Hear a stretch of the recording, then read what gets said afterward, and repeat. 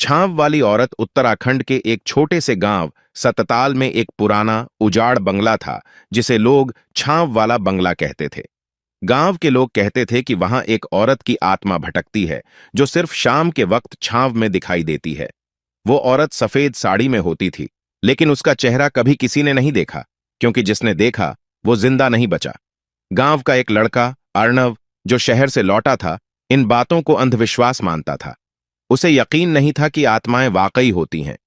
एक शाम जब सूरज ढल रहा था और पेड़ों की लंबी छायाएं जमीन पर फैल रही थीं, अर्णव उस बंगले की ओर निकल पड़ा। बंगले के पास पहुंचते ही अचानक ठंडी हवा चलने लगी। उसके कदम धीमे हो गए।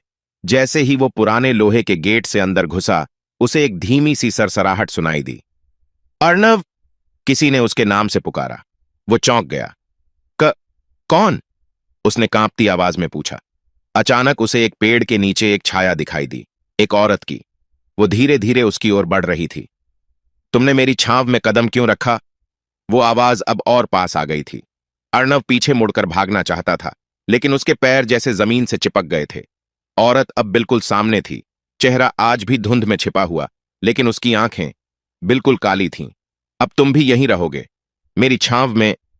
अगली सुबह गांव वालों ने देखा कि बंगले के बाहर पेड़ की छांव में अर्णव की जली हुई चप्पलें पड़ी थीं, पर अर्णव कहीं नहीं था।